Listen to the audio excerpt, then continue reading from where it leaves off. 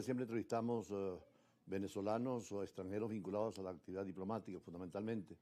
Hace poco entrevistamos al embajador del Líbano sobre políticas internacionales y además a personajes diplomáticos venezolanos en el exterior y aquellos que hacen labor diplomática, por ejemplo, René Sotelo, quien no lo conoce, como una especie de embajador al límite de todos los poderes en la parte médica, sobre todo pionero en cirugías robóticas, en fístulas urinarias complejas. ¿Qué significa, doctor Sotelo, esa expresión?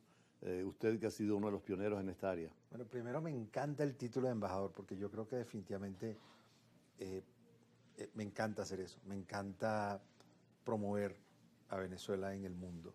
Y recuerdo hace muchísimos años, de hecho, hace como 15, 17 años, que presentamos por primera vez un video de una técnica que estábamos describiendo de fístulas vésico-vaginales, que era una comunicación anormal de la vagina y la vagina, y describimos cómo era la técnica. Y cuando ganamos un premio, se paró un médico muy respetado, que era el doctor Gili, y en esa oportunidad nos dijo que habíamos puesto habíamos puesto a Venezuela en el mapa de la urología mundial. Y era importante porque estábamos definitivamente dando a conocer en un congreso tan importante que Venezuela era capaz de producir y establecer técnicas quirúrgicas. De hecho, ustedes además con los embajadores viajero permanente, la última vez lo vi en Madrid y siempre vinculado a la medicina.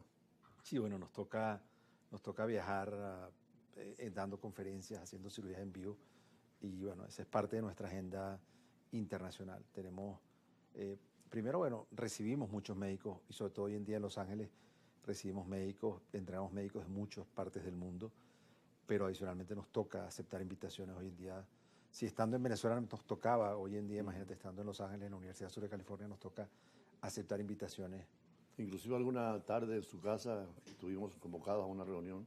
Había muchos alumnos médicos de otros países. ¿Siguen con ese proyecto? Fundamentalmente en esa época en Venezuela, cuando en Venezuela arrancó la cirugía robótica, en esa oportunidad yo tengo casualmente ahora, este mes estoy cumpliendo 19 años que hice la primera cirugía por robot. La hicimos en cadáveres, en torsos de cadáveres humanos. La hice en Estados Unidos, en Irvine. Y después de eso, cuando regresamos a Venezuela a hacer cirugía robótica, Venezuela era el primer país en Latinoamérica que tenía robot. Un robot en México, pero nunca arrancó. Realmente el robot que arrancó con actividad clínica fue el robot en Venezuela, en Caracas. Y, por ejemplo, yo fui a Brasil a hacer las primeras cirugías por robot en Brasil y el robot lo teníamos, es decir, eso nos llevó a que empezamos a recibir muchos médicos de Latinoamérica, sobre todo de Colombia, Ecuador, Perú, venían de Curazao a entrenarse en Venezuela a hacer cirugía laparoscópica y aprender a hacer cirugía por robot. Hoy es normal hablar de estas cosas, de la inteligencia artificial y de la robótica aplicada a la medicina, pero ustedes fueron pioneros, precisamente en el caso suyo, pionero en Venezuela de la cirugía robótica. Nosotros empezamos, hacíamos mucha cirugía laparoscópica y ya teníamos mucha experiencia haciendo cirugía laparoscópica, sobre todo para próstata, cirugía compleja. Y cuando llega el robot, por supuesto, nos permitió desarrollar con mayor precisión y popularizar la técnica. El robot hizo que la cirugía laparoscópica compleja fuera más fácil de hacer y permitió popularizar la técnica. Hoy en día se hace en el mundo entero. Hoy en día, probablemente en los países, en Estados Unidos, te podría decir que el 90% de la cirugía de cáncer de próstata hoy en día se hace con el robot, ya no se hace cirugía abierta. En Brasil, que en esa época no había robot y nosotros fuimos a hacer las primeras cirugías robóticas hace exactamente 16 años que yo fui a Brasil a hacer las primeras cirugías por robot. Hoy en día Brasil tiene 60 robots. ¿Cómo ingresó usted a ese mundo de la alta tecnología, sobre todo en un tiempo en que era difícil llegar a la misma? Pero nosotros empezamos por cirugía laparoscópica. Y yo fui muchas veces a Estados Unidos a observar, porque yo no tenía acreditación en Estados Unidos para operar, pero solamente para observar. Y empecé hace como probablemente 25 años que fui a ver las primeras cirugías por laparoscópica. La fui a ver en Brasil, que estaban haciendo laparoscopia, cuando empezaba la cirugía laparoscópica. Fui a verla a Estados Unidos y luego regresé a Venezuela a empezar a hacer yo cirugía laparoscópica urológica.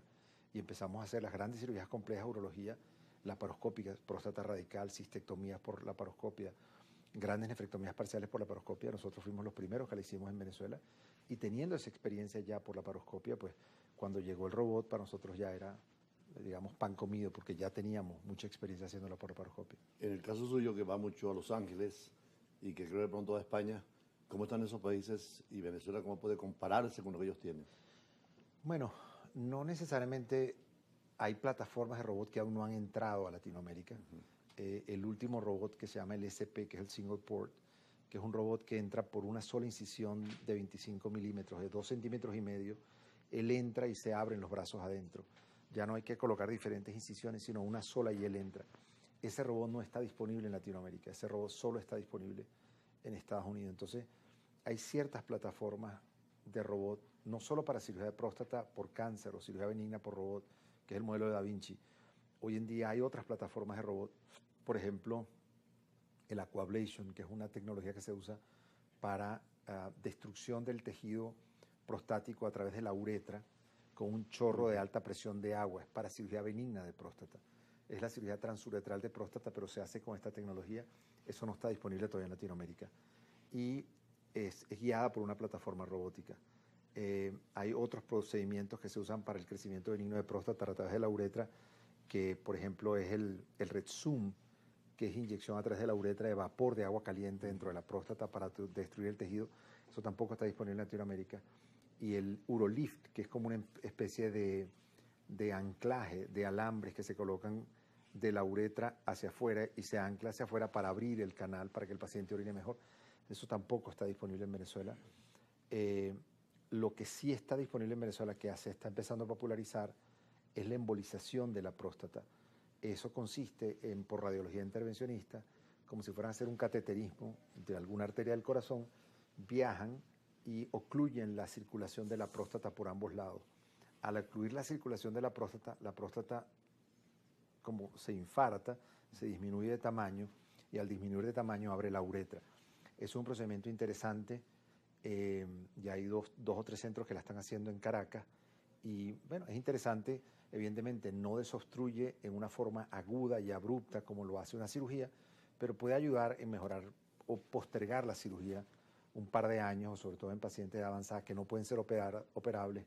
Es una alternativa que está de moda. Es una técnica que fue descrita en Brasil inicialmente y creo que tiene futuro. Lo que hay que, evidentemente, tienen que ser centros con mucha experticia. Al principio hubo complicaciones porque si no embolizas la arteria correcta, habían complicaciones, pero en centros expertos es una alternativa importante. Doctor Soteldo, vamos a ir a compromisos comerciales y seguimos conversando sobre estas nuevas tecnologías y sobre todo cómo Venezuela puede avanzar mucho más y llevarla al público, no solamente a grupos